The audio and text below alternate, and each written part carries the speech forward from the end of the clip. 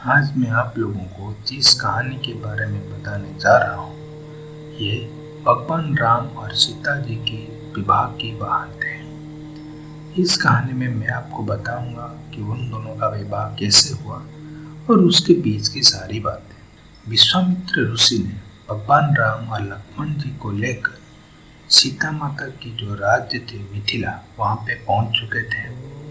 जब वो पहुंचे उसी वक्त सीता माता की स्वयंवर का आयोजन हो रहा था। सीता माता की स्वयंवर के लिए उनके पिता यानी जनक राजा ने ये पढ़ लिया था कि शिव ने उनको एक धनु प्रदान की थी जिसका नाम था शिव धनु। जो भी उस धनु को उठाकर उसमें टंकार दे सकेगा, यानी उसमें जो धागा है वो बांध कर उसको हिला सकेगा, वो ही सीता माता के साथ शादी करेगा।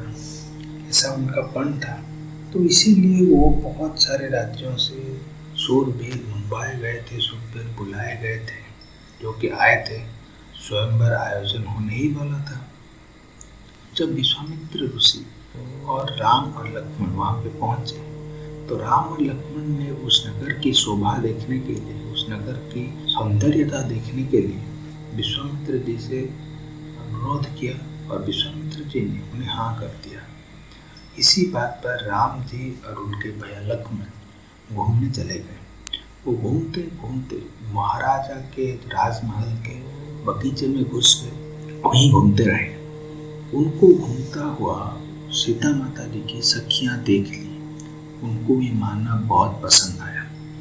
राम जी के सौंदर्यता से वो बहुत बह गए और वो जाके सीता माता को बोले कि शायद ये भी तुम्हारे स्वयंवर में भाग लेने के लिए आया है, तुम आकर थोड़ा देख लो, क्योंकि हमें वो बहुत पसंद आया है। सीता माता भी ऐसे ही चले आए।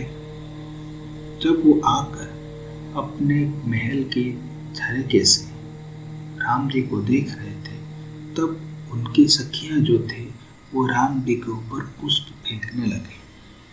जब वो पुष्प राम जी के ऊपर फेंका तो राम जी ने भी पीछे मुड़कर देखा। जब वो राम जी पीछे मुड़कर देखे तब उनकी सारी सखियां राम जी की तेज से उनकी आंख बंद हो गई, लेकिन सिर्फ सीता माता ही उन्हें देख सकी। ये बात आगे कुछ नहीं हुआ, लेकिन सीता माता को राम जी का स्वरूप बहुत भय गया। वो चाहते तो अपने पिता जी से बोलकर वो स्वयंवर का पण वहीं पे तुड़वा सकते थे और उनका विवाह स्वयं राम से भी करवा सकते थे, लेकिन उन्होंने नहीं किया। वो ये भी देखना चाहती थी कि उन्होंने जिसको पसंद किया है वो शिव धनु उठाने के लायक है या नहीं, क्योंकि सीता माता जी ऐसा एक ही लोग थे जो कि शिव धनु को उठा सकते थे। उनके अलावा और कोई नहीं उठा सकता था।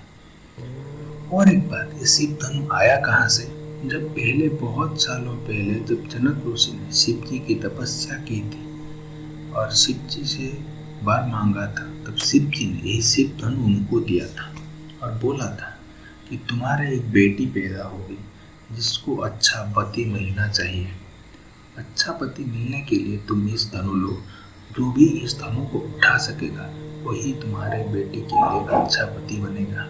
वैसा ही हुआ। स्वयंवर शुरू हुआ। स्वयंवर में एक एक राजा, महाराजा, रथी, महारथी, बहुत बड़े बड़े वीर आए। शिव धनु को हिला भी नहीं सके। उठाना तो बहुत दूर की बात है, शिव धनु को हिला भी नहीं सके। ये सब देखकर विश्वामित्र ने भी राम से बोला कि राम तुम भी जाकर ये कोशिश कर लो, लेकिन राम वहाँ पे स्वयंवर में भाग लेने के लिए नहीं आए थे। आके वैसे होते होते हो गया। विश्वामित्र ने बोला तो राम चले गए। शिव धनु को के सामने खड़े होकर शिव धनु को प्रणाम किया, फिर अपने बाहिने हाथ में भी एक ही बार में उठा लिया।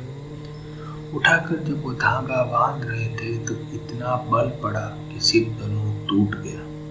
और अब राम ने शिव धनु उठा लिया है तो राम जी के साथ सीता माता के विवाह होगी। लेकिन राम जी ने बोले कि सीता माता के साथ विवाह तो होगी, लेकिन हम 4 भाइयों ने पण किया है, जिसके साथ भी शादी करेंगे। अगर मैं बड़े के साथ किया तो बाकी 3 बहनें होने चाहिए उनके। वैसा ही था। सीता माता जी की भी 3 बहना थी और राम जी के भी 3 भाइयाँ थे। तो सीता माता के 3 भैया, राम जी के 3 भाई विवाह कर लिए। राम सीता माता जी से विवाह कर लिया। इससे उन दोनों का विवाह संपूर्ण हुआ